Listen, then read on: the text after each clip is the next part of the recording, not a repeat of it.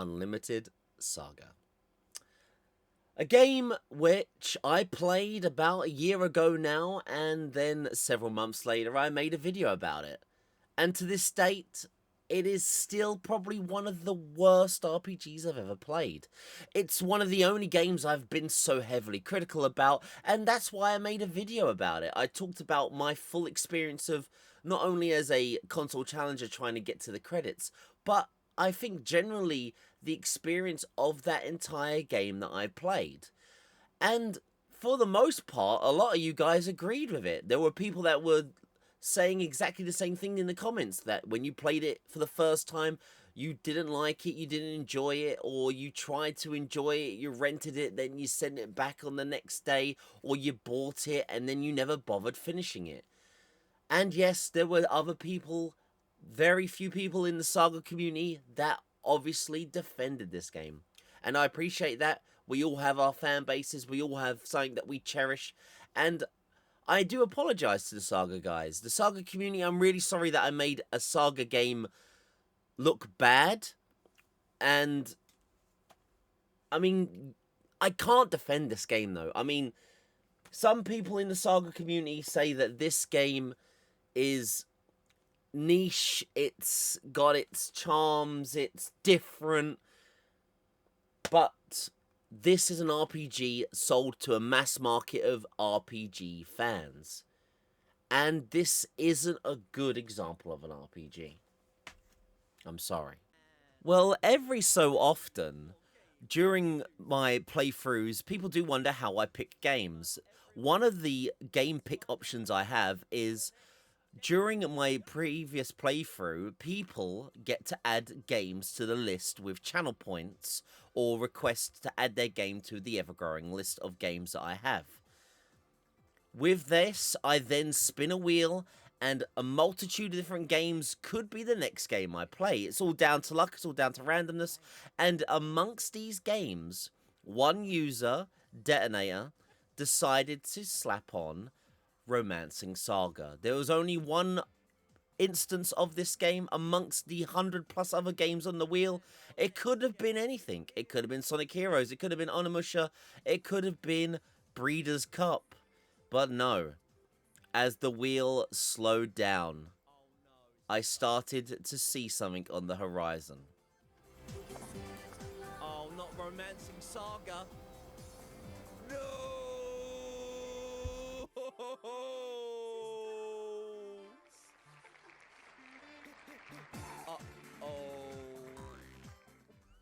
Yes, Romancing SsGa landed.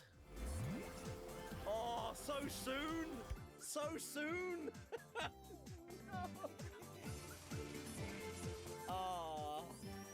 So yeah, against all odds, Romancing SsGa won the day. And yeah, while I was playing Unlimited SaGa, I knew about this game. I had it in my collection. I do collect the PS2 games, both PAL and North American games that never came out to the PAL region, and this is one of them. This game never came to Europe. It was a Japanese and North American exclusive. I can only think maybe due to, might have been poor sales of Unlimited SaGa, they didn't have any faith in it.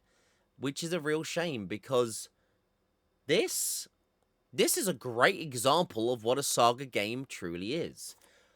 This is a very, very bad experience, and is the reason why when this came up, I thought I was going to have a bad time with it. This is the reason why SsGa, especially Unlimited SaGa, really shouldn't be the first game you ever play if you want to try out the SsGa franchise. It's definitely the bad sheep of the family. It's kind of like playing, I don't know, Dirge of Cerberus and saying that's a good, and that is that how all Final Fantasy games should be played, and then other games like that an example. This is one of those games where playing this really leaves a bad taste in your mouth over what could be a great SsGa game. And this is it. I mean, I'll address the elephant in the room now. This is a fantastic RPG. It probably is one of the best PS2 games I've played in my challenge so far. And I've played grand classics like Final Fantasy X. Also not in the challenge, but I've also played the Personas, Nocturne, Dark Cloud and other games like that. But this game is great. It's fantastic. It is exactly what I want in an RPG. It has, well, I'll talk about it more later on in the video. But this is a fantastic example of why I think a SsGa game franchise has a SsGa fan base. And I'm sorry that I made the SsGa franchise look bad, maybe, in my video. But there's good reason for it, because this is a bad game. This is a good game. And I'm going to tell you what my full experience of this game was like, why I think it's a fantastic game, but more importantly than anything, why you too should go out and play this game either on the PS2 or the remaster that came out not many years ago now, because Romancing SsGa truly has a romantic gameplay behind it. Let's talk about Romancing SsGa on the PS2.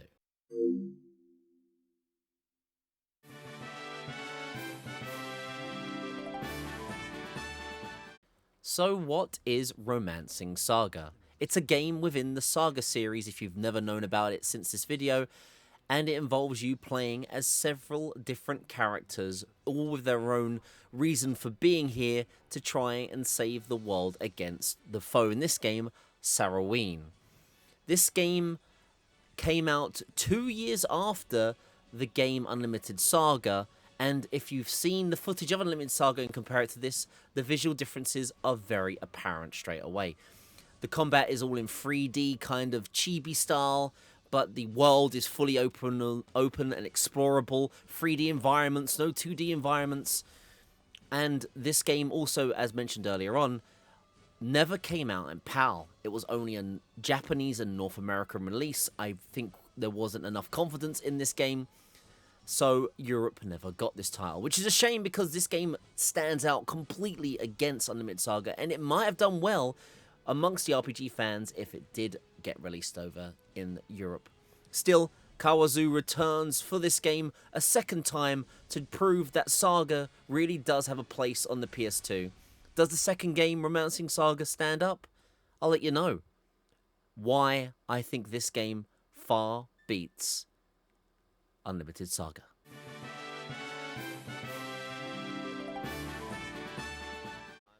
So not so much a year after beating Unlimited SaGa, yep, the other SsGa decided to turn up due to the fate of the wheel, the fate of everything, and it was time to face the other SsGa in my PS2 journey, my challenge.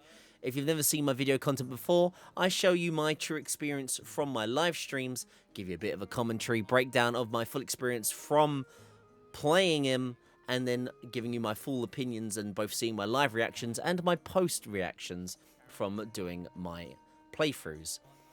Unlimited SaGa had 7 characters, and I did eventually have to beat all 7 characters to get credits.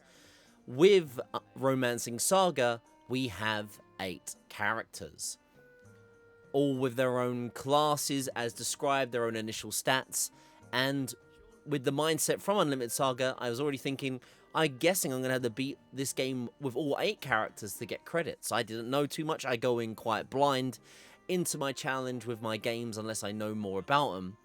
But I did have the past experience from Unlimited SaGa with me.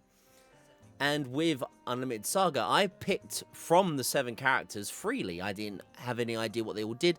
I picked a character called Armic, which is very much a mascot, goofy character. And I had quite a hard time with it. It didn't explain anything really gameplay-wise, and it was very open-ended. I had to learn everything for myself. It is only when I played with the character from the manual in the listed order from Unlimited SaGa, I think that Laura, the first character that's represented in that game, is meant to be the character people play with to learn the game. And with that mindset going forward into Romancing SaGa, I had a deep think about it, and thought, should I really be playing with the first character, Albert? And then, as you can see here, I've really thought about it. You know, I may be beating this with all characters, by the way.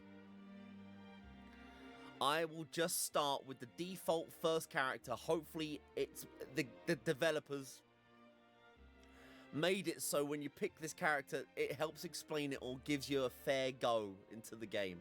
So, Albert, please, please, please give me some, you know, Let's see the LP totals. Yeah, she's got really low LP, very high LP, lowish normal LP, highish LP. Yeah, okay. Albert, let's just go. Me and you, buddy. And as said there, I decided everything, went with it, and that was going to be it. Like I said, my past experience with Unlimited SaGa made me concerned, made me cautious. So going in, I went with Albert, and we were hoping for the best, that the game was going to deliver a helpful and promising experience that Unlimited SaGa failed to deliver. So the game started, and like Unlimited SaGa, you have a little bit of voice acting, a little bit of an introduction. So we had that at least already going forward, but I wasn't really too phased yet. The game started with just voice acting, but then suddenly, straight away, we had opening cinematics. A panning, open, beautiful, pre-built world. Something that Unlimited SaGa didn't have. It had stills, it had just artwork going off. Still, things kept going better and better. First 5-minute impressions straight away with me was this. There are character models. There are moving sprites. There was everything that made this game already feel like an RPG opening, an introduction. Here are my first initial reactions even for you to listen to the second I was able to start gameplay. It's his story. I'm coming in. Oh my god, there's actually moving cutscenes. Good, you're awake. You're needed downstairs. Join us as soon as you've equipped yourself. Oh, you lost your backpack, Lee? Dude, sorry to hear that. Yo, check out this guy's whoa, this guy's got a cool looking cape. Koos's room. Oh god, what's going on? Can you inspect anything? Menu. How hard is it to inspect? Jules. Now Jules supposedly is for like job training when I read the manual. Positions important as well. I read that in the notes. Proficiencies. Quick save. Right.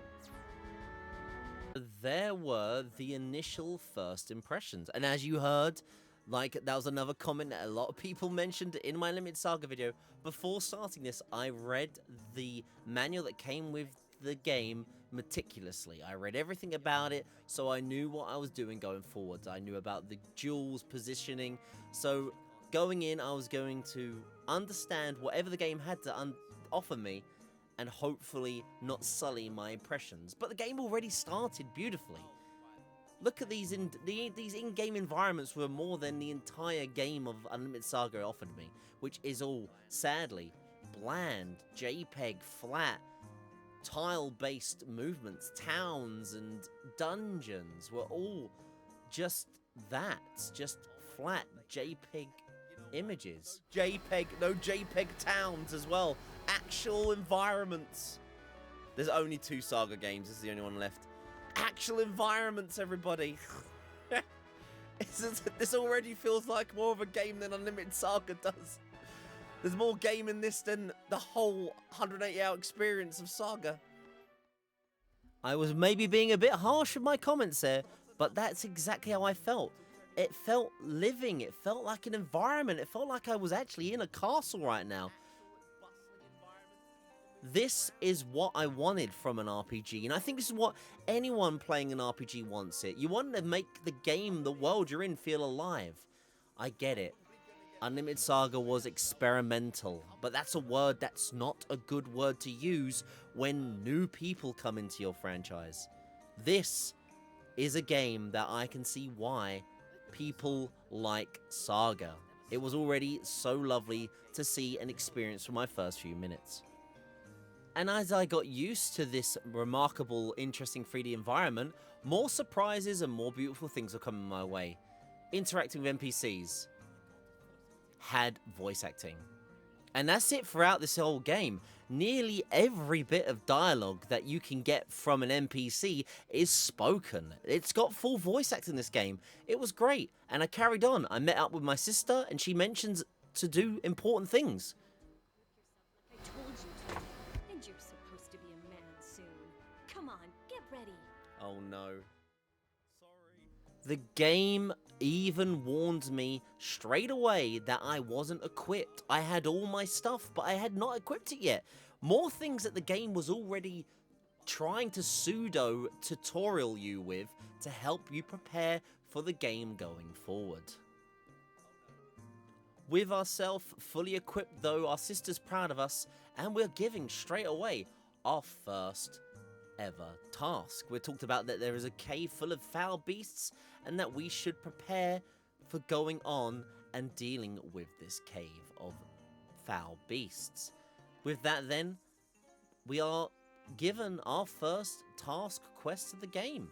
Not only are we given a full party, yeah, we're given 2 extra party members, but Diana, our sister, joins us as well to really fully see what more the game was going to offer me. But I had my party, I had my preparations, the game told me what to equip, and I felt like I was now at the beginning of an RPG with everything at hand. And also, everyone was already equipped. No, I didn't have to go out and buy more things. Everyone had some form of basic gear. So I had a party ready, I had equipment all prepared for me. It was only fair that we left the castle of Isthmus Keep and take on this initial task. And it was just like with the first initial reactions from the castle, the world continued to have this 3D explorative environment going for it. While walking around on the world map, I was still obviously learning exactly what to do. There wasn't a true sense of direction. There were maps to show you where you could go, but I still really wasn't sure where they wanted me to travel to. We only know about a cave full of foul beasts, but apart from that, I was very much trying to work out my own surroundings. There was eventually some form of cave on the map though, so I guess that this was where we had to go. But the game does also help you out anyway. There is a note section throughout the whole game that will give you the hints, the tips that you found along the way, and it does say, one of the notes for our quest, monsters to the east, eliminate the monsters in Isthmus Cavern. When going into our dungeon, I noticed something straight away though. There were enemies flying about on the map, and to my joy, unlike Unlimited SaGa that was incredibly filled with not so much random encounters, but the encounter rate was so impossibly high that you were going to fight constant battles anyway. This game, you get to walk up to enemies and fight them or avoid them quite easily later on and take them on.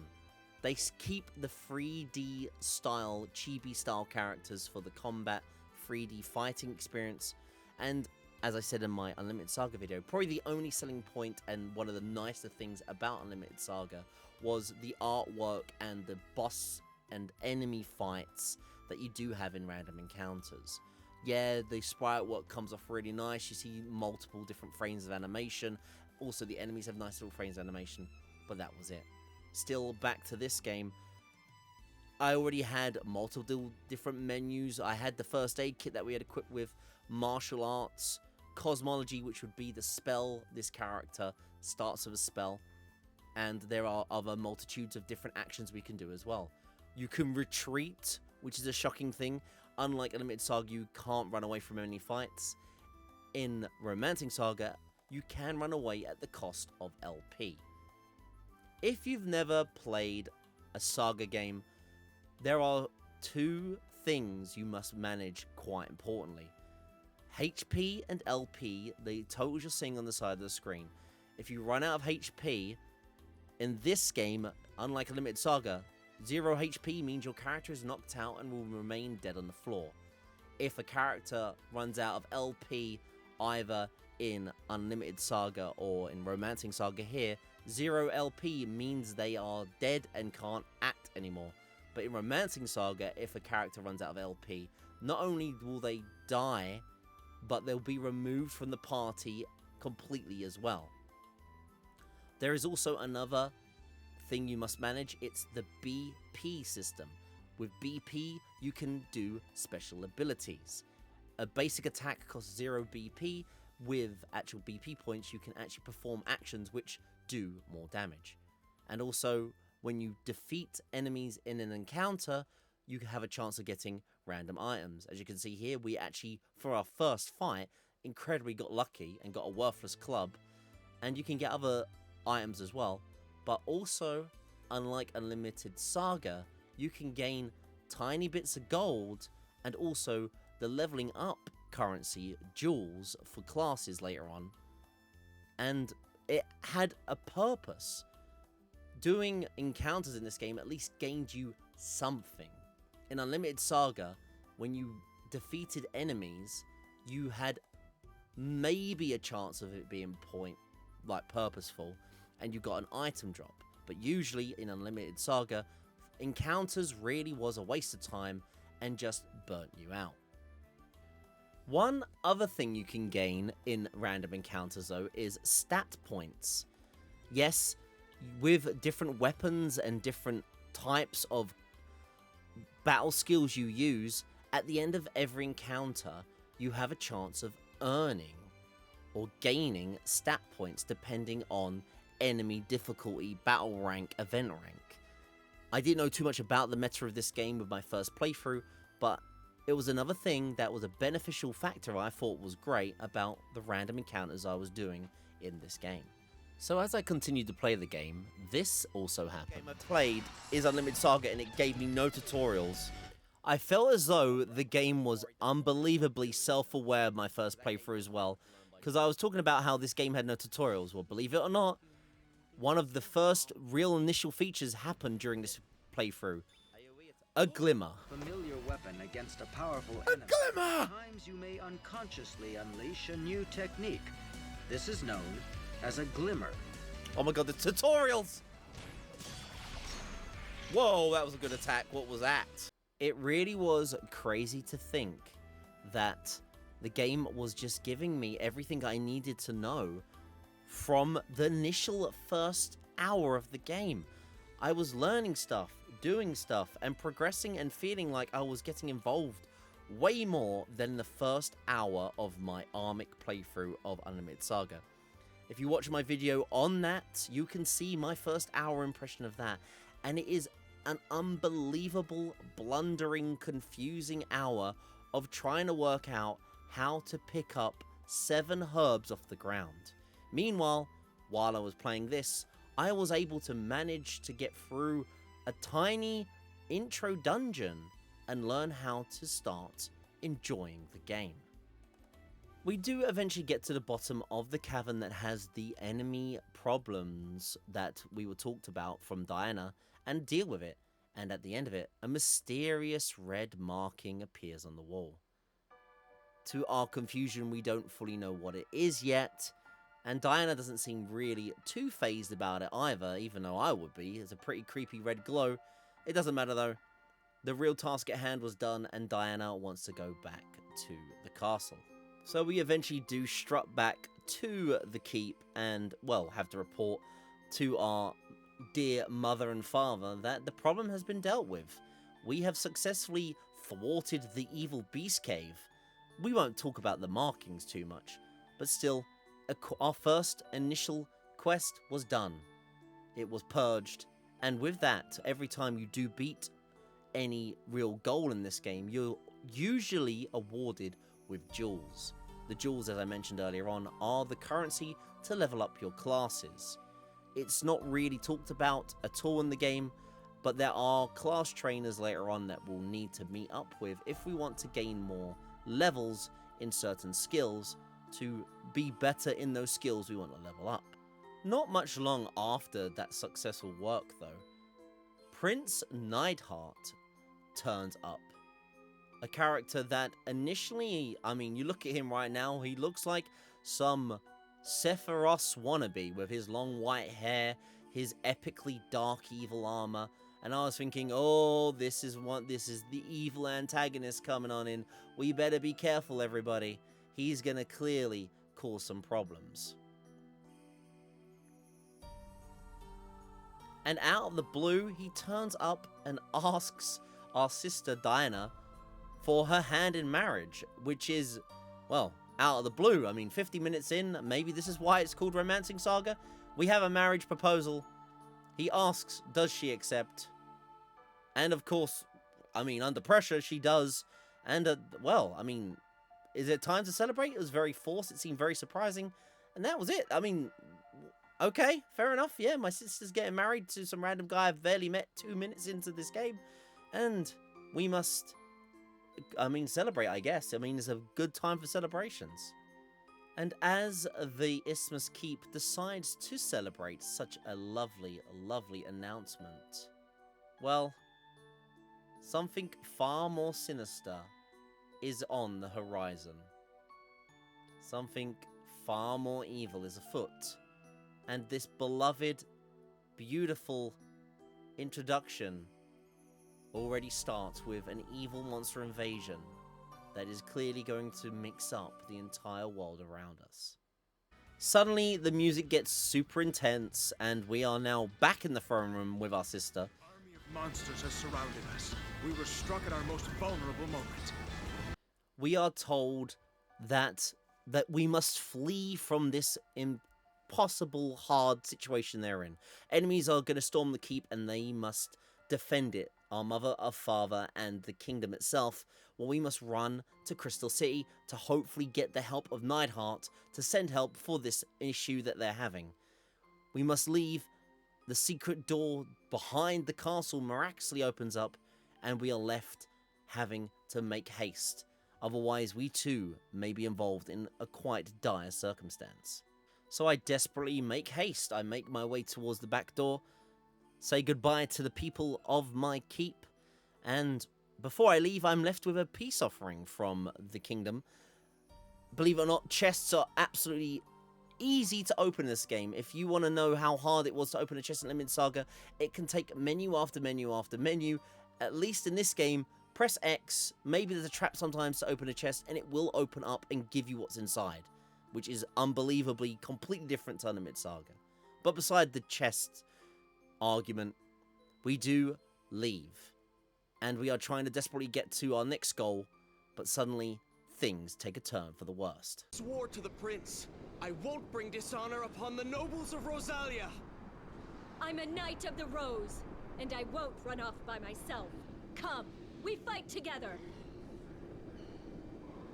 Yes, for our family's honor. What creature is that?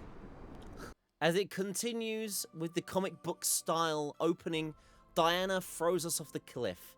She is scared for us. She lets us run away as she hears that sound. But what is the sound that Diana heard?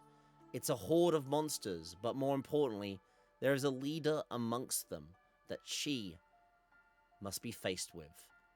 Who must she face? Well, I mean, the game truly does open Diana with a brute of brutes. A heaving, fire-breathing dragon. Screams its flaming maws at her, and is she ready for a true fight of fights? Like any RPG, I could tell that this was probably one of those cliche, unwinnable boss fights, but we had to give it a go. Who knows, maybe Diana had an ultimate secret technique to save the day and make it so she survives against this dragon attack. We had to go forward. We had a special move, Sonic Attack, so I went in to try and deal with this dragon. And just like that, the dragon does what a dragon does best, and burnt us to a crisp. It wasn't a game over as I thought. It was an initial game over section that was going to happen. Like any cliche moment in an RPG though, we do eventually wake up from the dire situation of being thrown off a freaking cliff, and we have the second cliche, that is, we are suffering from amnesia. We have forgotten who we are, what we are, and we are put into a random town. We are grateful though we have been saved, and now the game really has opened up. We are no longer locked into that little tutorial area. We are now in a new world, and we have to do what we've been told to do. We've got to go to this Prince Neidhart and find him. And while I leave my first building, I'm met with the game, my quests that I can do, what I'm meant to be doing, and more environments to enjoy, and our first real town, in a way. I can walk around town now and see if there's anywhere I can go. Some buildings can't be enterable, not everything can be, like, explored, but most of the time there are places to enter, to interact with, and to obviously buy and purchase stuff. And as we carry on, the game explains everything I'm doing. There's a tutorial for item shops. There is blacksmiths, and there's a tutorial explaining the basics of blacksmithing in this game. But then there was something that Unlimited SaGa didn't have, and that was a magic shop. One of the most critical things I had about Unlimited SaGa was how grindy, RNG, and frustrating it was to learn magic in this game. Oh no, in Romancing SaGa, you can go to various stalls, various shops, buy spells as long as you've got the right skills to do it, and cast them and use them in battles. Not only that, every spell has a description when you look them up in the shops to get a vague idea of what they do, and underneath you can see the different spells of the different schools going on. The one thing you need to know about it, but the game will explain it anyway, is that there is a left-hand side of magic and a right-hand side of magic. You can't use left-hand and right-hand magics together. So you can't have pyrology spells and hydrology spells. You've got to pick one or the other. As you can see here, we have cosmology learned already, so if I learnt sorcery, I'd have to not use cosmology anymore.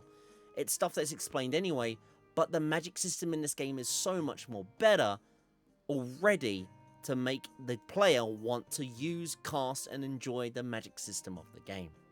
And finally, even if you don't have a manual for this game, there are kids in every town of this game. What are these kids doing? They are the volunteer brigade, and they have a very important feature they can do. They will give you a full breakdown of everything basic about this game.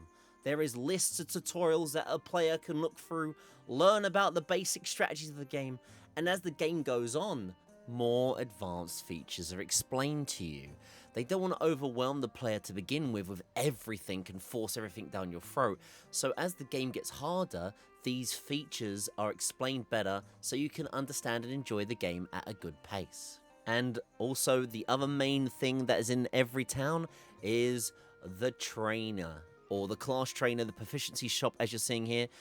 Those jewels I was talking about earlier on, this is where you spend them. This is where we're going to learn everything we need to do to reduce the cost of spells, to be more proficient in overworld abilities like this.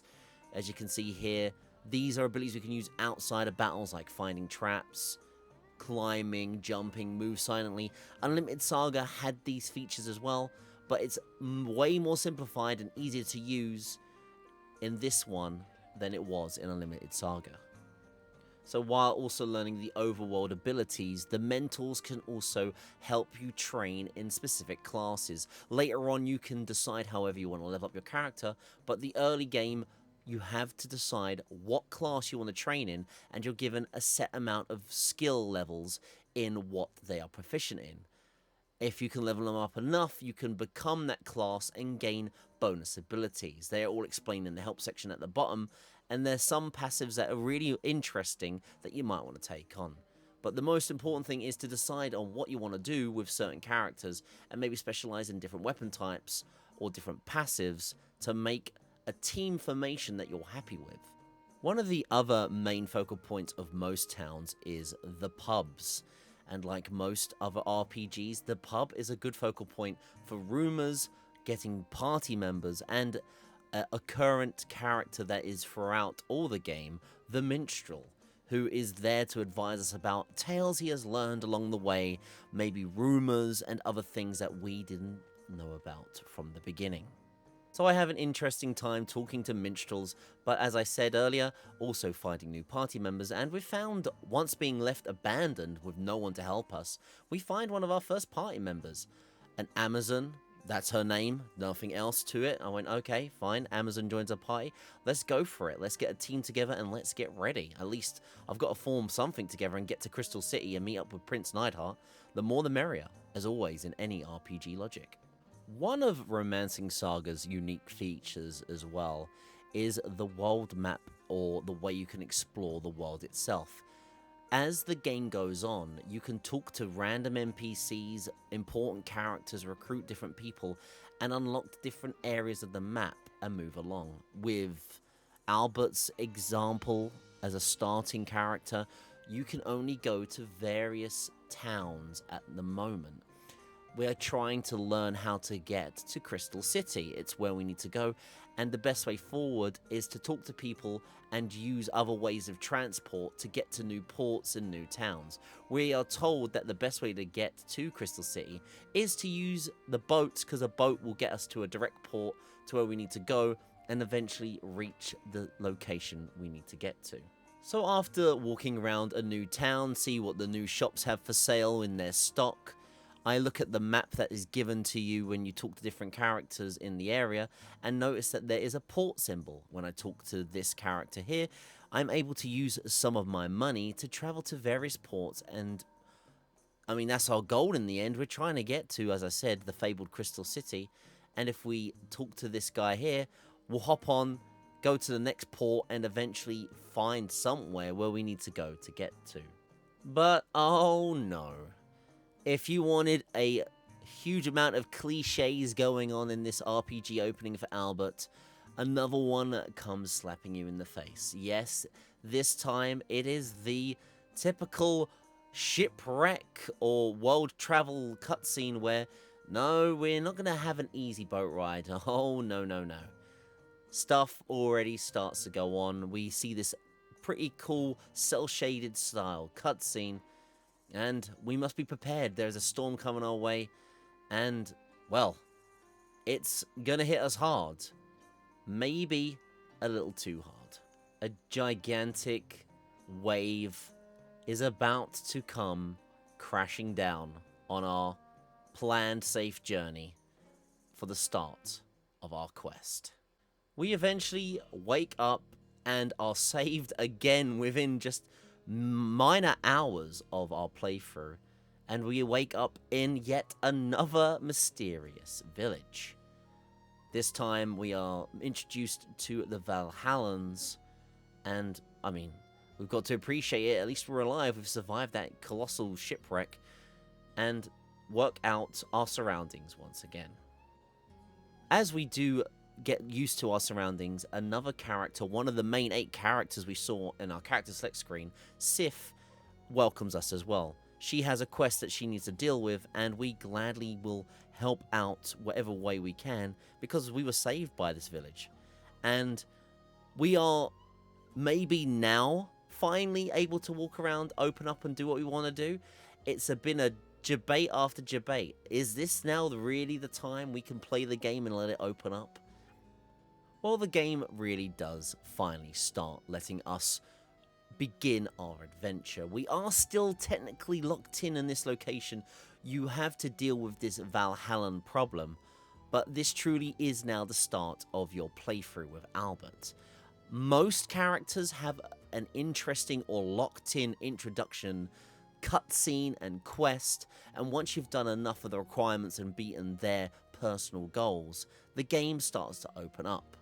And while I was starting to play and fight through random encounters and get party members and assist new people in my team, people were starting to mention a very particular term that I might have mentioned earlier to you guys, which was event rank. Event rank builds up throughout your entire playthrough of any character you play as. What event rank does is every time you win a successful battle, you are given a point towards a hidden collective total that increases at set points in the game.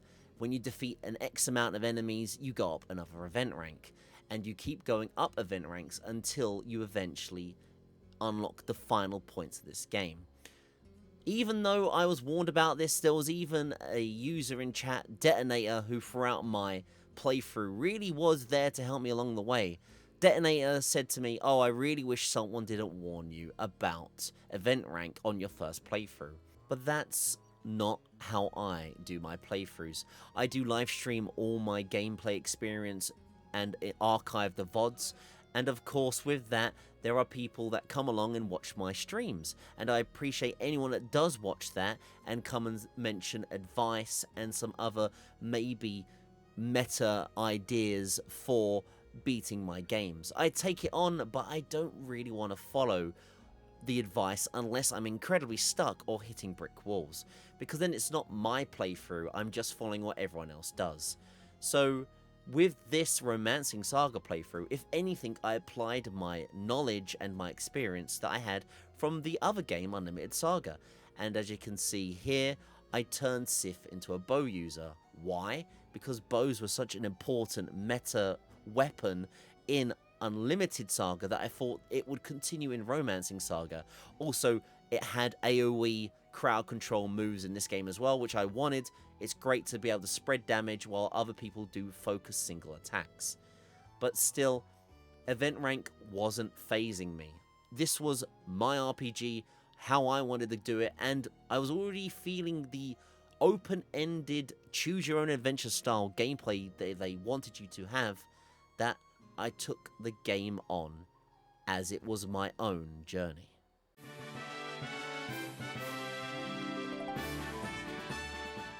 It was time to live my adventure. After doing the initial quest of Albert, we go back to the Elder and explain that we've done what we've needed to do. We get our first reward, some gold, some important jewels, and then the game does now finally open up. The monster problem is all gone, the village is happy, and it is time now to head out and get to Rosalia.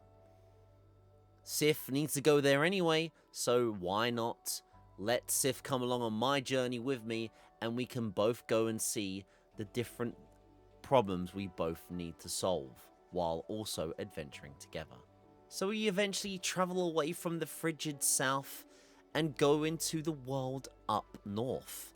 This is now my chance to see other locations, and this is when the game really is your, I like to call it your choose your own adventure. Everyone's playthrough from your character introduction missions will be different, at least I would think, for your first initial playthrough. You can live however you want to live and act however you want to act through your experience. One of my first general travels during my adventure is helping solve the problem of the Knight's Dominion. And while carrying about, I hear rumours from other NPCs that Lord Theodore, the king of this realm, is in deep trouble. So what do? Well, of course, it might be my first real adventure. I go along and see if I can help him out. Not only do I ask to help with the assistance, they are well and truly happy that a warrior wants to help him out, and they join my party. We're already getting extra party members, and I'm gratefully thankful for it. Theodore Raphael join, and we take on our first main quest. Every step of the way, you can decide if you want to take on these challenges, or maybe you've missed out on these side quests, main quests during the story. It all depends on who you talked with, who you interacted with. Did you agree to help them? Did you disagree to help them? This might be a quest you never did at all in your initial playthrough. Why? Because the game lets you have such freedom that you're able to do it however you see fit. Maybe you're able to rush and get to Crystal City straight away, or maybe you did something completely different. That's what's great about this game. You piece together your story, and maybe when people played this then and even now today, you can say, oh, I didn't do that, or I didn't know you could do that. That's what is so special about Romancing SsGa. There are opportunities along the way, every step of the way, that you may miss. Event rank is the reason for this. The thing that maybe some people may be worried about, but I honestly say go in and ignore it. Because the world adapts, evolves around you while you're doing it. And while that happens, sure, some quests you may miss because it's now too low of an event rank while you're climbing up an event rank, but along the way you will be encountering stuff that you would not know about, and it's the charming part of this game that I really enjoyed. And along the way you find new party members, and while doing it maybe you get quests with them tied to them that you may have missed too. It all feels like not only your journey, but party members as well can all become a part of an overarching story that you are writing every step of the way. I did love the air of mystery about the playthrough as well. There was a mysterious character that I saw throughout the tavern meetups I had, Sheila, who, if I talked to her, would tell me to leave her alone and go away. And I met her on several occasions. It was something I was like, this is weird, this is confusing. And chat did not tell me anything about her, left it as a secret during my playthrough. And while I was trying to piece together like these rumors that were appearing in my notes, I just had to carry on and go, okay, I don't know what she's doing, but we'll have to ignore her for now. But along my way, while I'm doing quests and trying to progress to the eventual end of the game, my party gets finally formed. We already had Sif on our team, and I met one of my newest party members that I felt like I wanted to bring along. Her name was Claudia, and I thought, let's go for it. We've got another character, let's add another party member, and let's build this motley crew to take on the evil Saraween that was looming in the distance. While jumping from town to town as well, we visit another location, Gujarat, and I meet once again another party member I want to go with. Her name was Miriam. She was talking about how she's good with magic, and with magic kind of being more of an easier thing to learn in this game, my head went, screw it, let's see if the magic builds and magic system in this game really is enjoyable to have as well. And finally, the last party member for my playthrough was a mysterious Gekling Galahar. I love weird mascot goofy characters, and this guy stood out to me. I had to have him on my team, but you can only have a maximum of 5 people in your party. That meant we did have to kick someone out to make room for him. And there was only one real choice. He may have joined us early on, but Valhallan Warrior, one of the jobber NPC recruitable members of my team, was going to go. I'm sorry, dude, but when there's you and some awesome cool Gekling, you're gonna be dumped for him. He was from the cold, frigid south and now abandoned in the north, while I had to introduce and with open arms accept the final member of my team. Galahar was a part of my story. I went on through and decided to take on quests I wanted to do, thwart the evil that was all looming left, right, and center, and just have fun. I love these kind of games, like I said. I would easily go and do everything I can to avoid the main or end goal if you're letting me do whatever I want to do in a game, and especially even more so while I'm really heavily enjoying it. But the game by no means is a walk in the park. There are encounters and quests as you keep going on that may be more that you can take on, but I still love doing so. I mean, most RPGs have this anyway. Sometimes you should come back and maybe take on a challenge later on, or see if you can just get through with the skin of your teeth with the build you have and pull off insane, successful, otherwise near impossible missions with you and your crew. Sometimes even, you may be planning adventures back to towns you've visited before, and with the power of event rank, things have unfolded without your assistance. We went and saw Melvir again because it was a merchant town, but suddenly, with my shock and disbelief, I'm worried, what's going on? Suddenly, pirates are going to attack, and I'm thrown in the thick of it. I am now a part of this problem, and I'm going to be having to be the one to deal with it one way or another. As you can see, I'm pretty shocked, I'm pretty confused. it's my turn to fight now. It's my turn to try and help out this kingdom that clearly needs some heroic help. Some people might not like this idea of a time limit force ability, and I accept that. That's why some people don't enjoy games like Pikmin. This game does evolve and adapt around you, and you might be ill-prepared, but with the reason behind event rank, you should have leveled up and gained enough skill, abilities, levels, money, and everything else in between, so you're never properly ever soft-locked, or should never be soft-locked. If you are worried about that, I can only re-advise that maybe always stagger your saves, so you never get into a situation of being trapped in. I never got trapped myself because I had the right moves, or at least I felt I had the right moves, the right skills, the right abilities, to always eventually pull through these encounters. And that is why completing quests is beneficial. You get gold, which is important for gear upgrades and for more spell acquisitions. And also the jewels you gain help level up and develop your characters more. The higher your level in skills are, the less BP moves cost, and you get to do more actions, perform better abilities, do more damage, and feel better every step of the way. Along throughout your entire journey, though, you will hear many whispers, rumors, and even conversations about a particular item that people are seeking. And there'll be quests and adventures you can go on to find these particular items of interest. That item is a Fate Stone.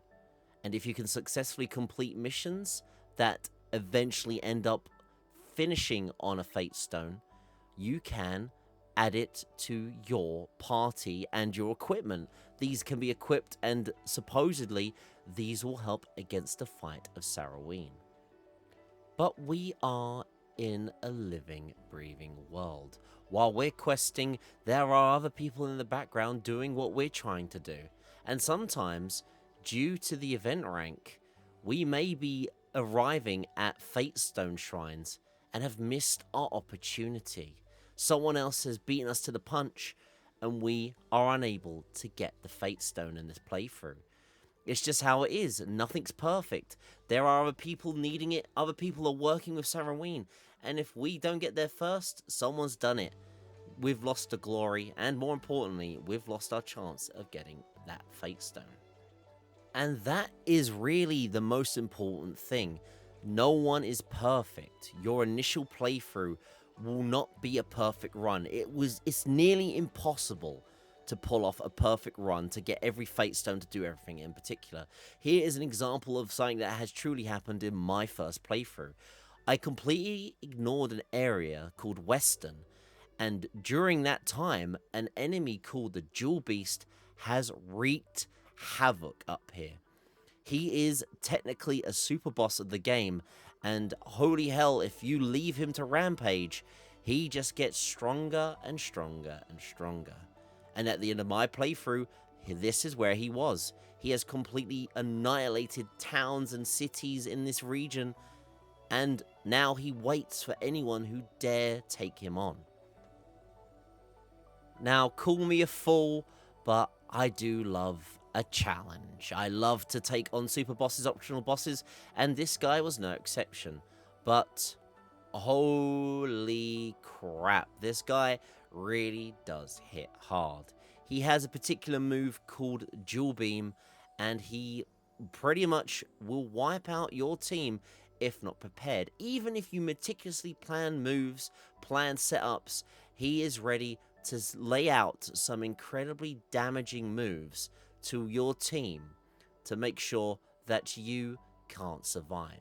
And this really is a brutal boss for that reason. And still, after foolish attempts to take this guy on, throwing myself onto the pyre, I keep going again and again and again, just doing my strongest attacks, my meanest moves to try and knock this guy out. And through sheer luck maybe, or determination, I do it. I defeat this big old beast in my first playthrough. He gets plump, buff, and then pops into a gooey mess. And I defeated what is actually considered one of the harder enemies of the game.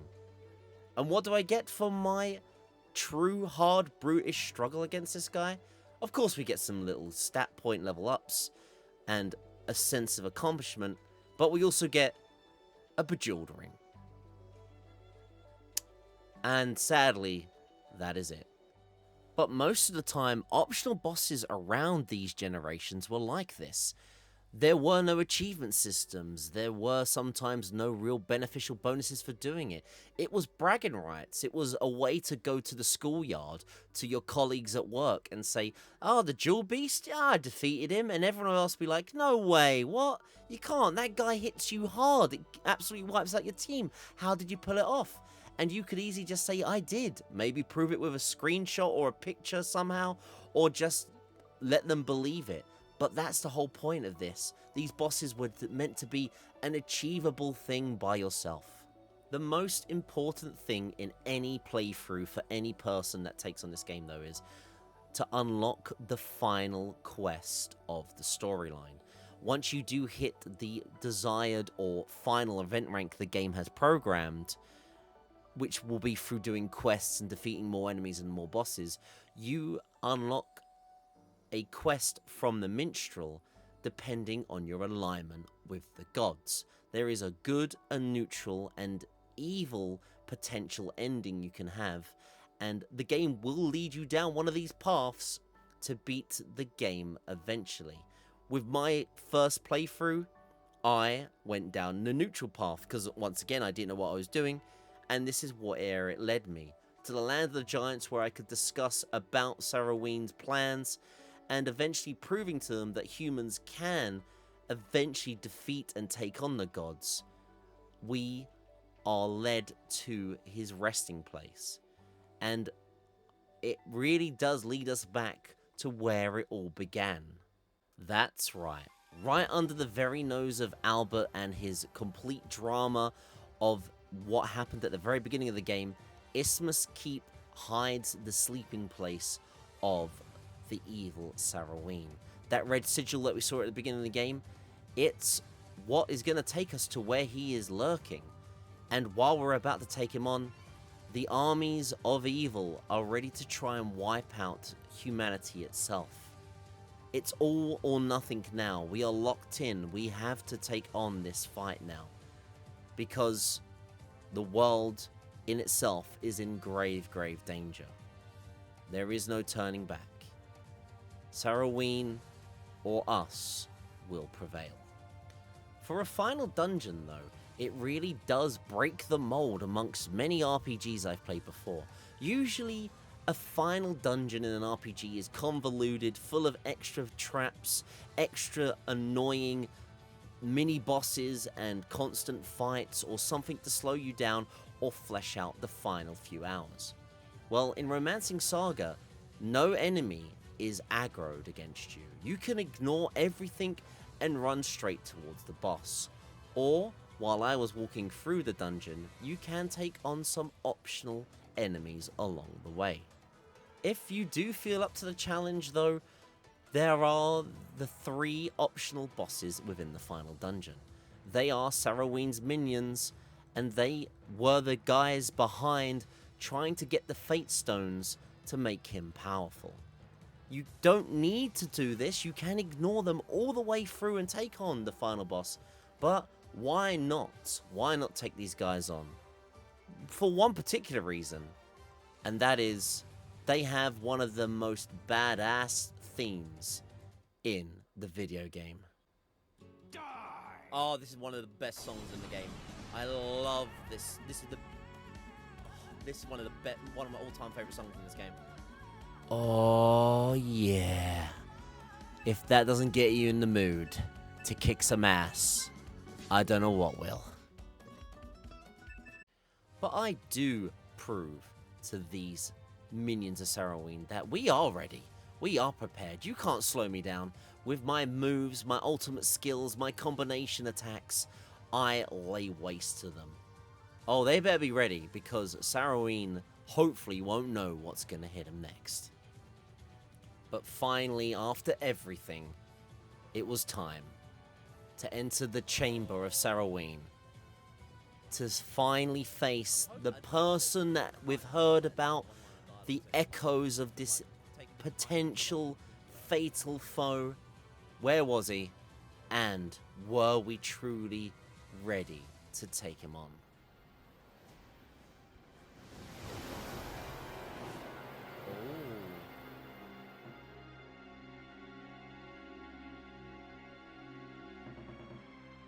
The time has finally come. How often in these past 1,000 years have I recalled my battle with Mirza? It was my only loss. Was I truly ready to take on this final boss? Now, going in, I was already a little bit worried. Why? Well, once again, if you remember my Unlimited SaGa video, or if you at least know about Unlimited SaGa, it has probably one of the hardest final boss fights I've ever done in a default story run.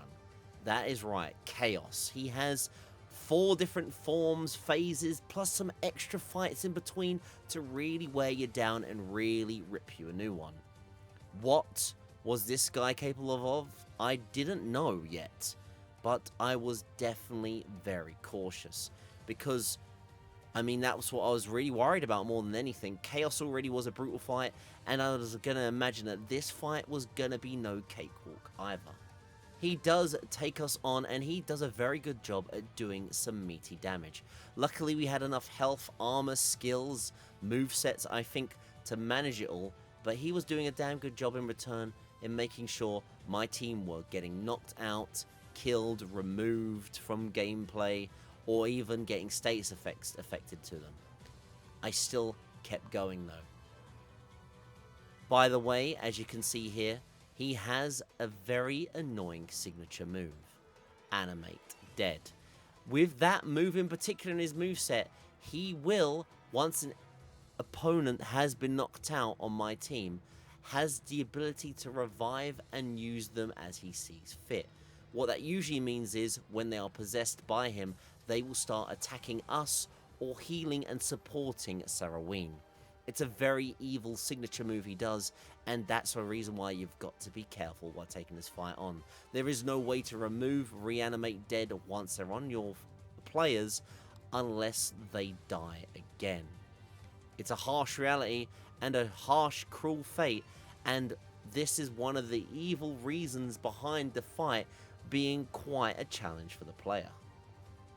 Of course, during all these hard struggles, while you're dealing with potentially other party members turning against you and kicking your ass, you also have to try and wear down the exact opponent standing in front of you, mocking you, taunting you, and wanting to stop you from successfully beating the game. And this is where your BP management and your speed, your skill, your setups are all gonna play an important part. If you do, though, have the ability to do enough damage to the guy, well, an important thing happens. He does defeat himself, but only for the reason of, as you would guess in many RPGs, and this one's no example, he's just preparing for his second form, his second phase. This is now the time where Saraween decides he's done playing with you. It's time to really kick your ass. Oh shit. This is where things can go wrong very quickly. There are AoE moves, there are potentially powerful decimating moves, and you need to be aware of everything that's going on, learn his moves, and hopefully survive to tell the tale. He does a lot of different moves, mixes things up, he does elemental spells, single hit attacks, and some of the more annoying attacks he has to really help knock people out instantly so he can animate more people on his team.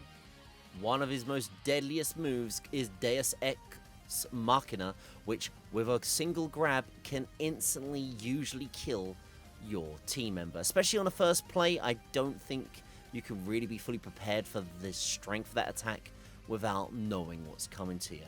But his more scary attack is that this has a time limit element to it where you need to deal with the pillars that are in the background. Every time you do damage to him, pillars start to break. If you don't destroy all these pillars in time, he does one of his most devastating attacks on the entire party. If you don't keep on board with the pillars, he will cause an attack, Rain of Blades. With this, he will launch any remaining pillars at your team and do consistent heavy damage, to the point where it does on average about 200 per player, but can easily do more if you don't have the right armor, HP, or defense. Still, this is a battle of attrition. You need to keep damaging him and really not focusing too much on healing. It's really an offensive defensive build you need to have here. The more damage and more attacks you're doing, hopefully the less damage you do back. The only saving grace is that the more pillars that are up means that the less damage goes on, not only from your team, but his attacks too. So it's a double-edged sword in particular. But also, the more pillars that are up, the weaker your healing magic is as well. So you need to manage and balance all of this while at the same time trying to make sure that no one really gets knocked out and ends up getting revived by Saraween. And it's not a good fight when I do try and take this guy on. I do perform badly, and I feel like I am only doing an uphill struggle and not really doing enough to win the fight. And with that, I soft reset and do take on the fight over and over again. But during my playthroughs and attempts against this guy, I realized that one person in particular is unaffected by Animate Dead, Gelahar. At the time, I didn't really know why he wasn't being able to get revived. I was only really thinking that the lore of Gelahar, or more importantly the Geklings, is that they are creations of Saraween. I was then under the impression, if I leave Gelahar dead, he can't revive his own creations, he can only revive humans. I thought that was the reason behind this, so my strat eventually against this guy was to leave Gelahar dead. So sometimes, hopefully, Saraween would try to revive him, waste a turn, and I can focus on doing the DPS I need to make sure that he will eventually die. And for the most part, it worked out. When I finally got a good run going, this is the way we went about it, and it really did help out that he was wasting his turns on Gelahar. Sadly, he really wasn't doing much besides that, but it was much more successful leaving him dead than it was alive. But I do think all hope is lost. He does do AoEs, he's wiping out people, and I feel like I'm gonna lose. Rain of Blades, all the things that he was doing, I felt like I still couldn't pull this off. It was truly a battle of battles. And suddenly, I thought it was all over. 2 actions in one? He did... Wait. What? Is there a third phase?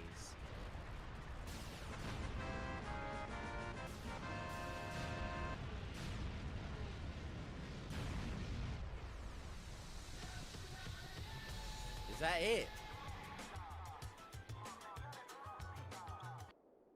It's just that simple. Saraween launched a final Rain of Blades attack. We were wiped, he disappeared, and Isthmus Keep crumbles into the sea. I was confused, just trying to piece things together, but as the game carried on, it seemed like events were unfolding in a positive way. Was from the game Prepare this instead for victory celebrations. I don't know why Gelahar... Is the gimmick about Gelahar because he's a lizard man the reason why he can't be animated dead, though? Is like Gelahar like the only one immune to that attack? This was a sad ending. No. Oh. It seems the world was at peace. Guadalajara had necromancy immunity. For Prince like, Neidhart come along and saved the day while Oh. we did all I the thought it was just hard the work. Lizard Man. But still, it seemed that the world was at peace and everyone's I love epilogue how this has was coming to nothing an do end. with Albert. As the game starts to wrap up, the game starts showing off epilogues from everyone you helped along the way. This is the real, true write-off to the end of the game, and it goes to show what your story truly wrapped up with. It is have all the different characters, all the different side stories, all having their true epilogue endings, and you get to see how it all unfolded because you helped them out to get to this point. And once all the other characters have said their pieces from the side stories, the game does wrap up with the true final character ending for your character. Ever since I heard that my brother was still alive, I searched everywhere Oh. for him, but to no avail. Then, I believed that if I carried on without him and served you faithfully, Oh. eventually he would return to the Isthmus, and life would be... But Thank you for the follow. now I realize that there is no longer a place to go home to, Aww. or a brother to search for. Aww. Do not trouble yourself needlessly. Welcome on in. Thank you for the follow, Let's by go the way. inside. Yes, Your Highness. And once you have seen the true character ending, the game rolls credits. Yeah, unlike a certain Unlimited SsGa, you don't need to beat the game with all characters to get the ending, the credit roll, the finale to your playthrough. The game very much is happy with what you've done, the successful beats, the congratulations, the true write-off to your story, and you get to see all the lovely people that worked on this game. That was a pretty damn fantastic one in itself. And I heavily enjoy this game. Unbelievably enjoy this game more than a certain Unlimited SsGa. There are just so many things about this game that smash it out the park that Unlimited SsGa didn't do, which makes this stay an important part of a really good game in the SsGa franchise. I can see why it got a remaster. I can see why people have a true love for this game and maybe this series of games in the Romancing SsGa series of the SsGa franchise. It all unfolds in a beautiful way. You create the story, you pick the characters, you go your own way. Along the way, the music is great, the environments are great, the quests, the voice acting. There's some amazing voice actors that started their career, or at least were part of their career at this point of their lives here. Yuri Lowenhall, who is the voice of the protagonist in this playthrough, he is Albert, and he's the one that does perform a really good role, really gives you a feeling of a knight trying to go along his journey to better himself, to save his kingdom, and in the end, to save the world. This really is a great game, and I really had a heck of a good time with it. And I honestly really do wish everyone who watches this video goes, checks it out. You're going to have a great time with it. And there's ways to play it, so many ways to play it. Be it on the PS2, be it on Steam, be it on your Switches, your PS5s, your Xboxes. There's so many ways to enjoy this game. And I really think you should, because I heavily had a great time all the way to the end with this game. And then once the credits do roll and the dust settles, the camera pans to your team. The team you used, the characters that led you along that way to that beautiful sunset finish, the ending of your story. Albert, you did well. We led you to a true victory. Saraween has been defeated, and the world can go on living. And finally, once that is all said and done, the character you used to beat the game with decides to come out and actually break the fourth wall and thank the player itself. I couldn't have defeated Sarwin without your assistance. I will try to improve myself so that I may be of service to you when next we meet. Please, do all in your power to help the others. Oh look, I am incentive. counting on you. Incentive.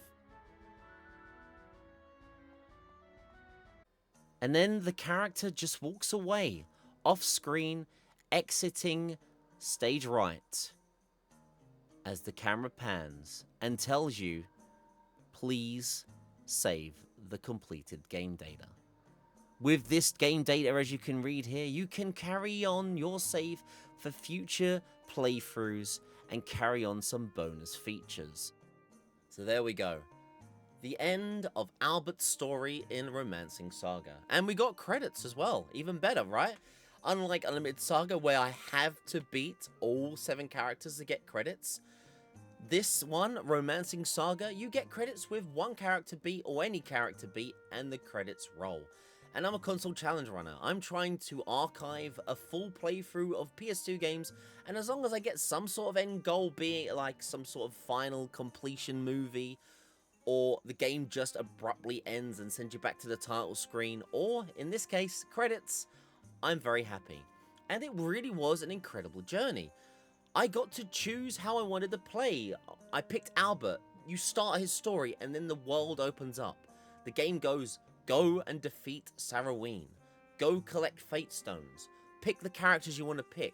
Pick the weapons you want to pick. Pick the classes you want to pick.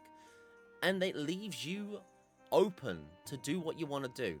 Maybe some people don't like that there's an openness, there's no sense of direction. You want to follow a story how it's meant to be played. But I like this in an RPG. I like that I got to choose and write the story of Albert how I saw fit. And everyone's experience for Romancing SsGa will be different for that reason. Some people will go this area instead of that area. Some people will pick this character instead of this character. Some people will make their character an archer or a mage, while someone else will make it a knight or a pirate. That's what was great about Albert's full playthrough, and I loved it from beginning to end. There are 7 other characters to beat. This game boasts 8 different playable characters with their own little stories, so you can do that if you want. And there are multiple secret bonuses for doing New Game Pluses. Technically, New Game Plus is when you start the game with another character. There are some extra things that carry over. Some quest lines carry over, secret quests, secret recruitable party members may or may not happen. I was told about all this, and great, it was interesting. And supposedly there are some secret ultimate boss fights, and as well, there is an ultimate ending if I could beat the game with all 8 other characters. But I have over 2,000 games still to beat. I don't really have the time to put in all those extra hours when I'm trying to beat every PS2 game ever in existence. So, yeah. I mean, with that said and done, only a true idiot would do something as stupid as that, right? Oh no. What kind of challenger would I be if I didn't sometimes derail from the goal of getting credits without sometimes giving games their full judgment, or sometimes their full enjoyment, and this was no exception. I felt like I had to serve penance for giving Unlimited SsGa a bad name for itself. I wanted to prove to the world that SsGa games can be fun, and this game really was a fun game. I wanted to show off all the different characters. I wanted to explore more. I wanted to see more content, and I was ready to pick the different characters, go through the game, and live out every possible moment of this game, including bosses, including different cutscenes, including different opportunities, outcomes, and characters along the way to eventually get a full experience and playthrough and chase after the final beat the game with all characters ending.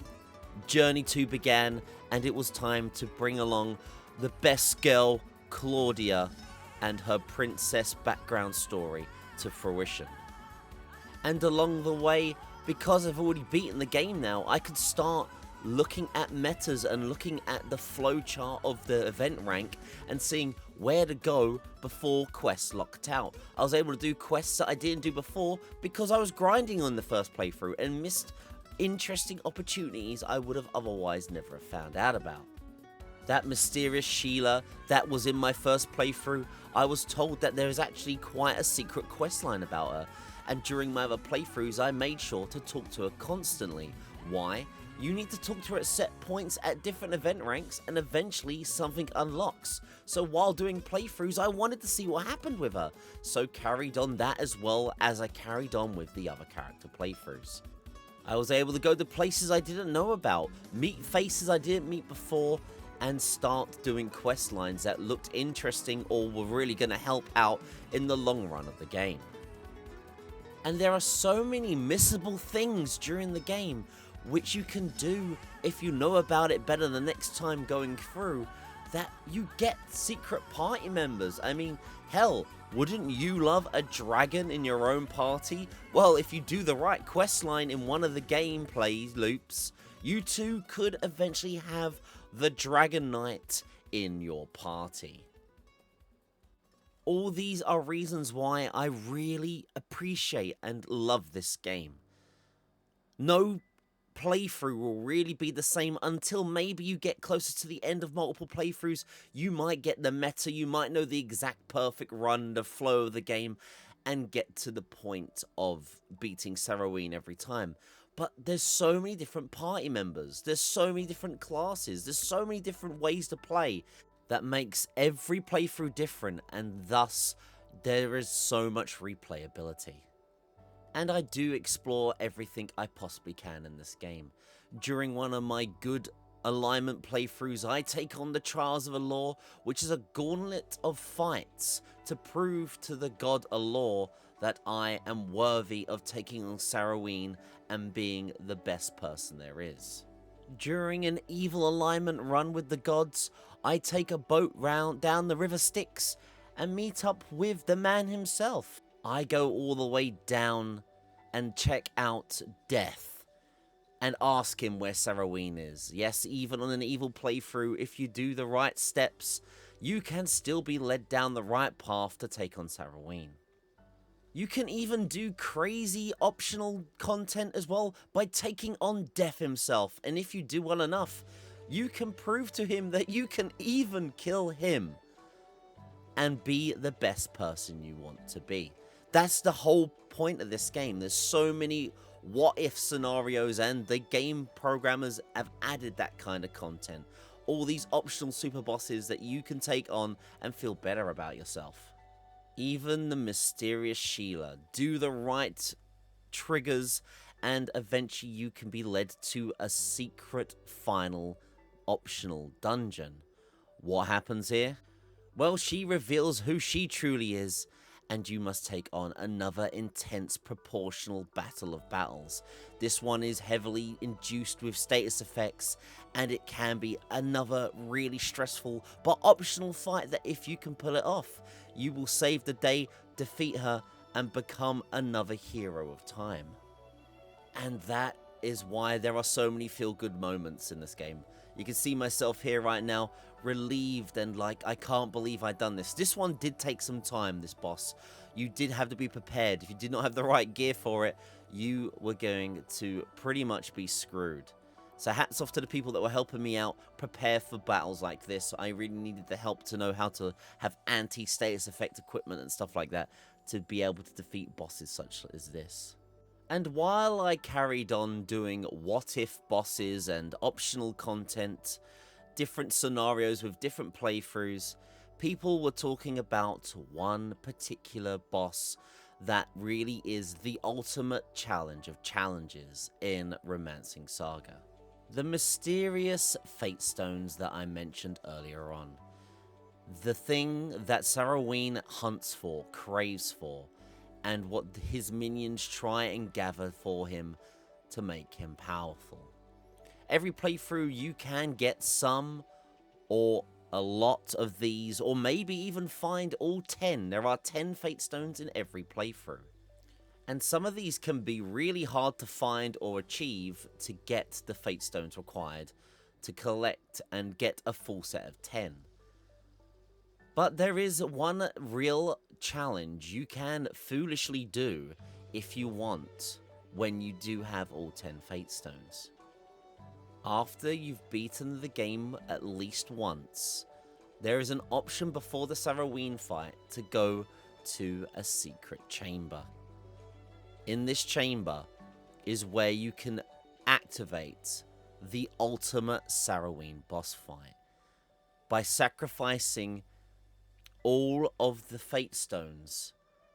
You can cause a fight of fights to unlock. There isn't anything really different about Saroween.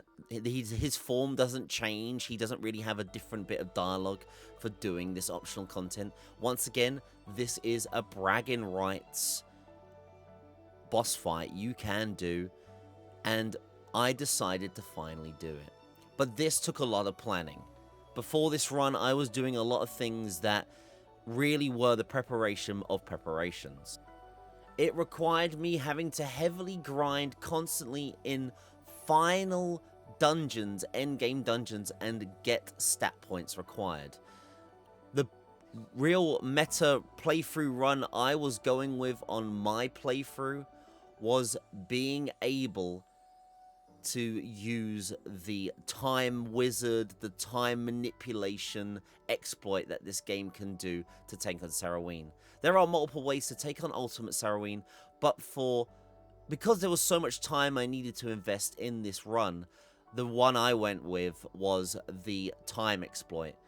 If you don't want to know about this time exploit, skip ahead. I'll let you know the timestamp. But if you're ready, I will let you know, see the time skip exploit that I use to really defeat what is otherwise one of the most brutal fights in the game. A huge shout out, if you're still around today and if you do see this video, Alenia, hope I got your name right, on GameFAQs. Their guide is like the Bible of this game. They will tell you their breakdown of event ranks, of characters, of builds, of weapons, of events, of different combinations, of secret tips and hints. And this was the guide that they wrote that I followed for this final exploit run against Saroween. I didn't use it in any other playthroughs, but there is a time wizard exploit involving Chalice and causing an infinite time loop to trigger. It is quite a stressful thing to do though. If you break this loop at any time, Saroween will probably absolutely kick your butt. And you need to grind to have enough BP to keep that consistent chain going. There's a lot you need to prepare for with this exploit.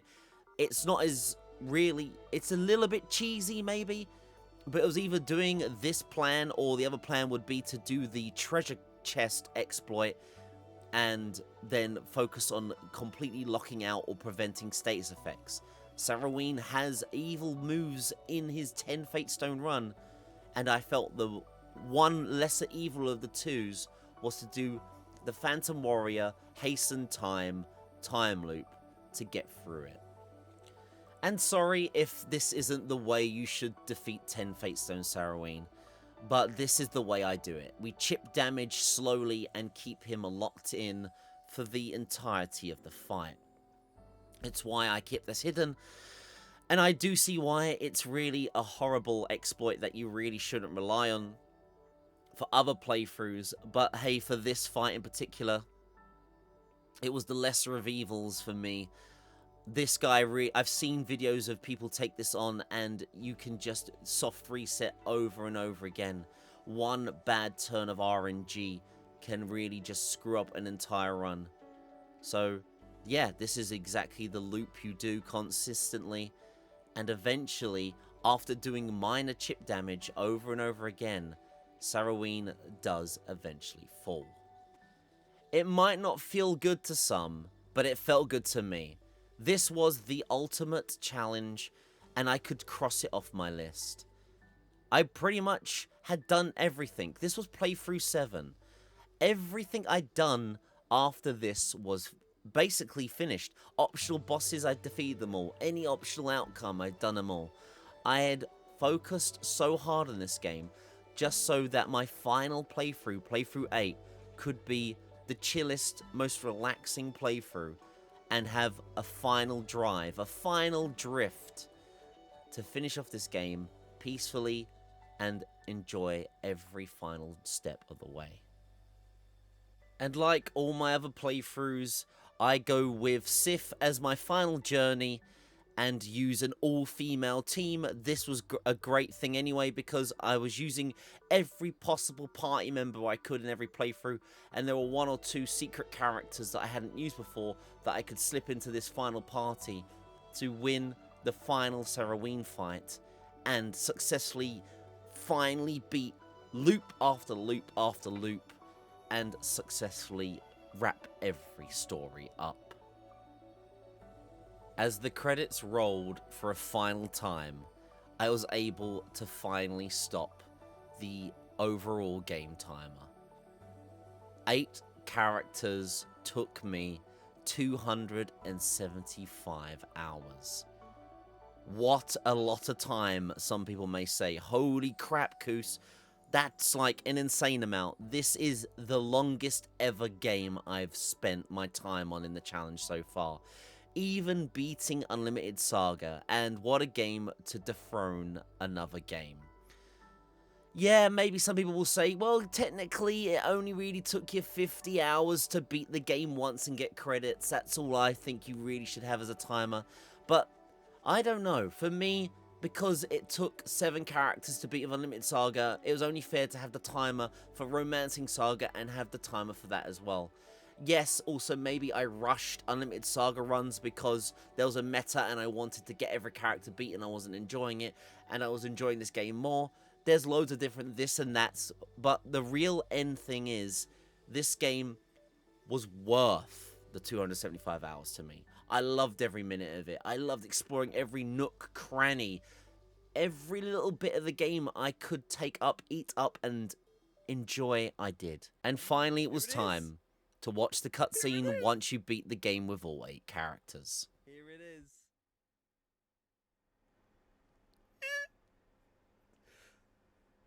Hi everyone. Well, we're finally all together. Sure took a long time, didn't it? I never imagined any gamer would be this hardcore. That could be construed as rude by the one who brought us this far. I'm tired. Can I take my leggings off now? Needs to get Oh, out I now. remember that. Whoa, we're in for it now. Glad to have met you. That would be a That's right, we so are. impressed. Great to finally get We out wouldn't of have that met cage. each know. other if it Oh, hadn't it was been so for No you. hard. doubt about it. It's rather noisy here with 8 What do you people. mean noisy, Claudia?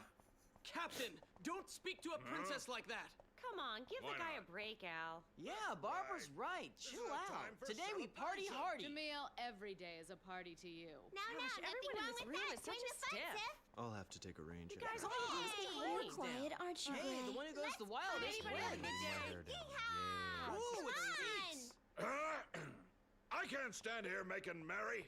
I'm due aboard the Lady Luck too. You built it already? You're fast, old man. Yeah, well, it helps to have a wealthy admirer abroad. What? You call your rich girlfriend abroad? She told me that she'd like to see the world. Sounded like a good deal to me. I'm shoving off.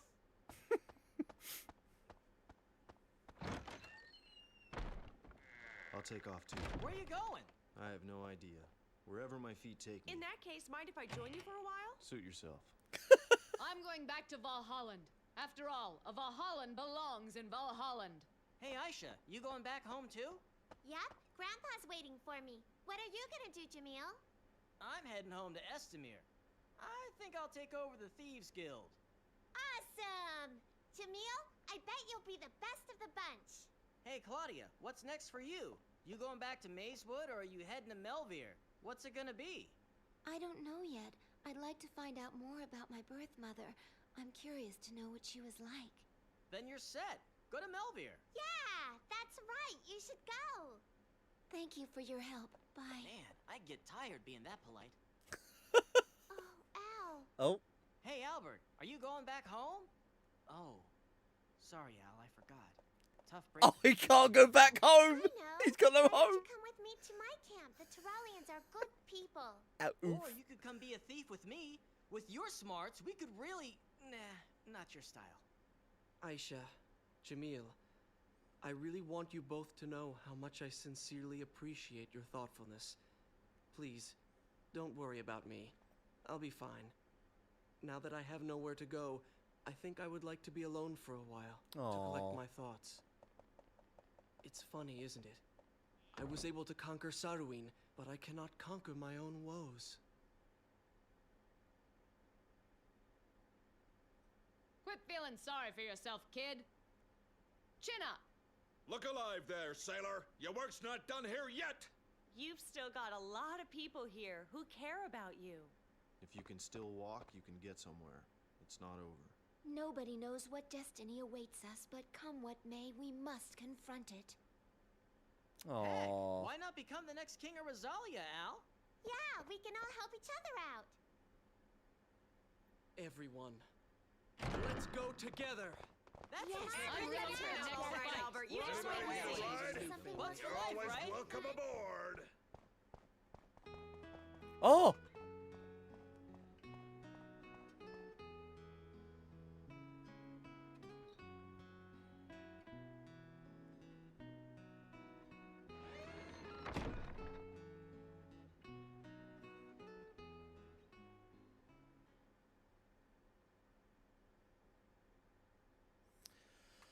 Woo! Wow. And that was the end of Romancing SsGa on the PS2. You can load your save file again, and it actually does uniquely load up to those big double doors that you leave with the entire party. And you can keep doing more loops. You can keep playing. The game doesn't lock you out after the 8-character run. You can go back and play as different characters again if you want. Do different things, however you want to do, and enjoy multiple loops. But for me, I had fully satisfied myself with this game. I got that final ending, and my journey had come to an end. There are so many things that I would say beats the Unlimited SsGa game to a pulp, but I can see why people still will defend Unlimited SsGa, because it is different, unique, obtuse, and maybe they love the sheer difficulty of the game. But for me, this is a palate cleanse from that game. I'm so glad I was able to play this, maybe sooner rather than later, and have a different mindset for the SsGa franchise. I'm a fan now. I really am tempted to go and play some other of the SsGa games now. When I was playing this, I was talking about it more. I was asking people, what other games are there out there? And they said, you know, there's Game Boy games. There are more Romancing SsGa games. There are some more questionable games they brought out as well, I was told. But if I really wanted to, the other games are a good time as well. And it got me very curious. Still, after I beat Unlimited SsGa, I was heavily critical. How critical am I of this game? Let's do some comparisons quickly and say why I think this game really does beat Unlimited SsGa nearly in every way, shape, and form.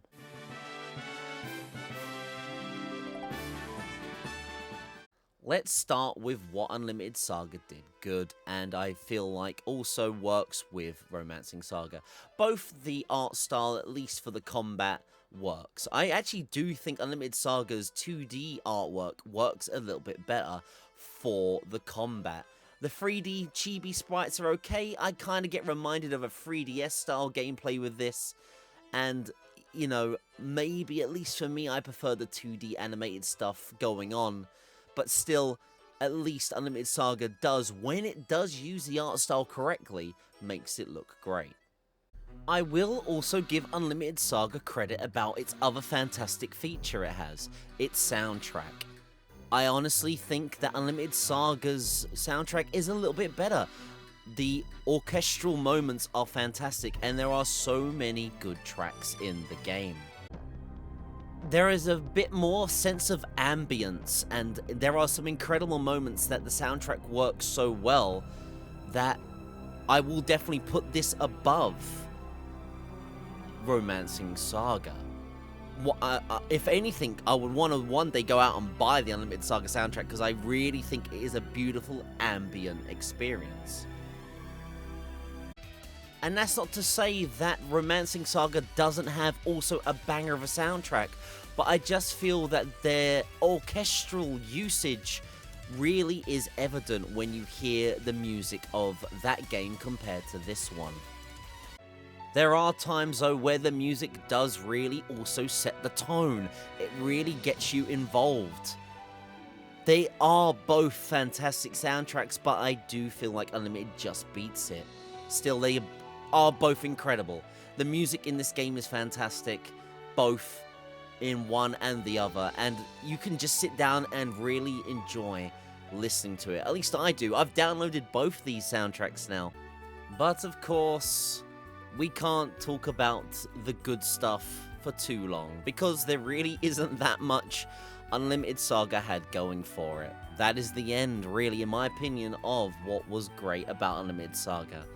And it's now time to compare why Unlimited SaGa does so many things wrong, and they better so much in Romancing SaGa. So players maybe that did go from Unlimited SaGa to this game, like myself, can go, holy crap, wow, what a game. Either way though, that's it. Let's really judge the critical side of Unlimited SaGa and why Romancing SaGa bettered itself in every shape and form. I said it early at the beginning of the video, and it is one of the most critical things about Unlimited SaGa.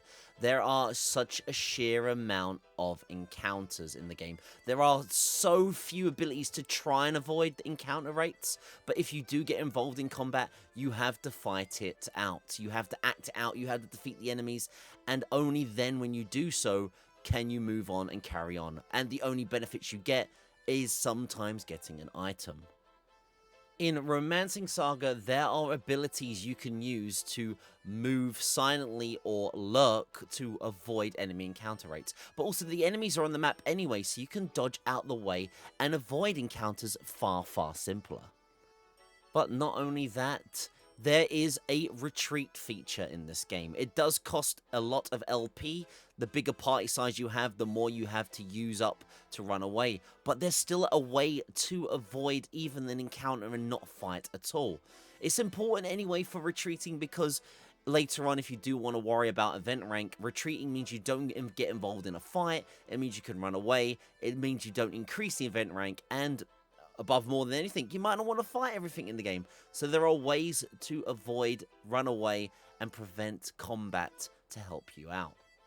The level up panels of the game in Unlimited SaGa, though, really is one of the more bugbears I had.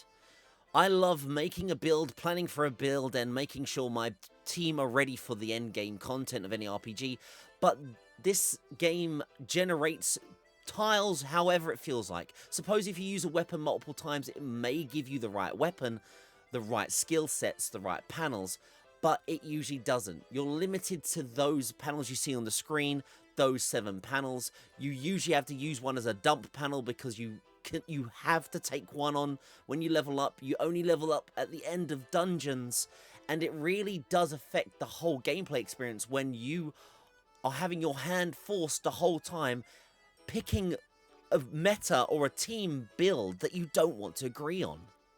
Meanwhile, in Romancing SaGa, there is always a way to plan for your team. You can use the jewels you earn through your playthroughs to invest into leveling up the skills you want to level up.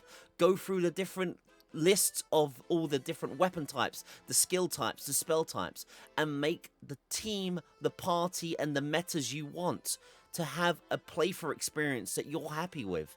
Make a team and class that you want to better yourself and have a great time with the overall gameplay experience. When it comes to gear in Unlimited SaGa as well, there is a really bad crime it performs. Shop stock is random, it rotates, it changes after every mission, so when you're desperately trying to get better weapons and gear nearer the end of the game, sometimes you just won't find it, and the shops maybe never do stock something that you need, and eventually you will run out of quests to do to shuffle the stock of items that you are required. And there are some really rare items like Mullock that is essential, that if you don't find it, you won't get some of those better endgame weapons that you need to perform better actions. In Romancing SsGa though, shops have fixed items and fixed rates of what they sell their items at, and if you level up your merchant rank, you can unlock rarer stuff. But you know where to go to buy the equipment you need for your party to prepare for later on content. Like for instance here, I knew where to go and buy Field Plate, which is one of the endgame armors that I needed in my builds, and I knew where to go to get it all the time. But that's not to say this game is perfect. There is a really annoying out of stock feature, as you quickly saw there, that sometimes when you go to a shop that you desperately need something, like tree crystals, a really handy upgrade material near end game, it's never in stock. And the game revolves on an in-game timer, so you have to keep leaving town, coming back into town, and hoping for the item that you want eventually comes in stock. I don't know why it's a feature in this game, and it's definitely one of the more annoying bugbears I had about it. But still, apart from that, at least most of the time you can find the fixed items and the fixed stock you need to build a pretty decent team with their weapons and items. And if you wanted more confusing, annoying aspects of Unlimited SsGa, the blacksmithing, repairing, upgrade feature in the game is so frustratingly annoying. Not only does it have a chance to generate the right weapons you need to upgrade higher tiers, but you have to find loads of different materials to slowly upgrade armors again and again and again, which you need the money for to buy crappy items to put into other items to repair, and if you run out of durability, your weapons are useless. And so the repair feature in Unlimited SsGa can be so draining that you just hate to do the feature, but if you don't do the feature, you're never going to be able to do any attacks. Meanwhile, in Romancing SsGa, there are two ways to repair your weapons. One is to sleep in a room. If you go to the inn, you can sleep, spend a higher amount of money. Normal, non-upgraded weapons will get a full DP durability points upgrade, and you can also save the game. This is one of the ways to upgrade your weapons, but if you upgrade your weapons with actual materials and start customizing them, then there is only one way you can upgrade them. This is why there are blacksmiths in a lot of towns, not in every town, but in most towns, and it's where you come here to use items that you have to apply different upgrades to your swords. You have to keep adding stuff to the weapons if they start getting low durabilities to restore them back to their full fighting strength. This is why this makes this game a far more simpler thing than Unlimited SsGa, because you can keep track of what you need to repair, go to these shops and do so. The repair materials can be bought as well, and it really isn't that much of a difficult task to repair upgraded weapons, and that is the drawback when you do upgrade weapons in this game. The game tells you this. If you want to upgrade and make your weapon stronger using other means other than the default weapons they are, you're going to have to invest with items and money to keep them in their full fighting strength. Then there is the glimmer system of both the SsGa games. Unlimited SsGa and Romancing SsGa do have this system in place, and it can be a very grindy system indeed. In Unlimited SsGa, there are only certain fights, certain quests, certain enemies you can really focus and grind on, and sometimes there are one and done opportunity and you can never go back and farm and get them again. That's not to say that there are opportunities in Romancing SsGa, which, once I knew about the meta, you can also farm glimmer abilities and get glimmers quite easy. It is the Pyrex grind. Yes, this guy is your go-to, where you can constantly fight him again and again and again, and as long as you don't kill him or finish his questline, this guy is the go-to to really unlock your abilities. But it's less frustrating. But even then, you don't need to really overly grind or focus if you don't want to get the abilities you need. My first playthrough without this exploit, I did get the moves I needed, and that was just through fighting enemies harder encounters, harder random encounters. There's a lot of different enemies in between to unlock abilities and make you have a fleshed out party with the right abilities to focus on endgame content. That's really what this is all about. But if you really do want an opportunity in Romancing SaGa to get abilities far quicker, yes, Pyrex is your guy, as he constantly calls you a fool. So you are incredibly stupid after all. The weapon wheel system is really the other really silly feature I didn't talk about much in the video, but is a feature that I don't like in Unlimited SaGa. The weapon wheel feature means you might land on the worst abilities in that skill set, and we want to always be in our peak performance and doing the most amount of damage we can. And if we miss, we're doing less damage on ultimate boss fights, the final boss fights, and just impeding our own performance. Meanwhile, the boss will do their best moves, their best performances, no matter what, and causing us grief and trouble. But while you're fighting stuff in Romancing SaGa, as long as you have the move, you will do that damage. You will perform your peak performance moves and do the most amount of damage you can because you optimally unlocked and can now perform these moves consistently. So this is it. This is what you want to do. And this is why they bettered it. Thank goodness they got rid of the wheel system. It really is such a frustrating and annoying part of the other game. And then finally, the other most critical, frustrating thing, honestly, in Unlimited SaGa is its magic system. And how even after I played through 7 different characters in that game, I could never really enjoy making a magic build. One, healing really isn't that important. You can get through the game really without ever healing or doing any magic spells.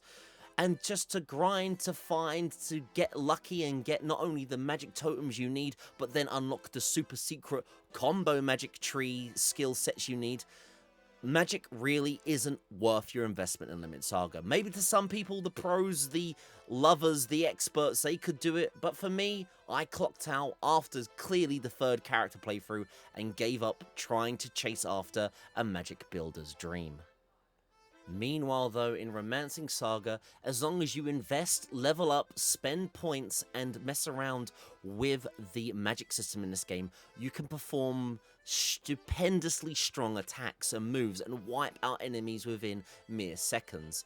And it's all about that investment, but you put the money into the magic, you put the jewels into leveling up and comboing your magic skills, and you can intensify the magic with leveling up your magic skill. There are certain classes that can combine spells to make them more potent, and you can unlock secret hidden magic moves as well to make the magic interesting in this game. The magic's great. It really helps crowd control. It really helps get through a load of more annoying, harder enemy boss fights, and you really have a great time with the magic system in this game. I did, and it really made different playthroughs all the more fun.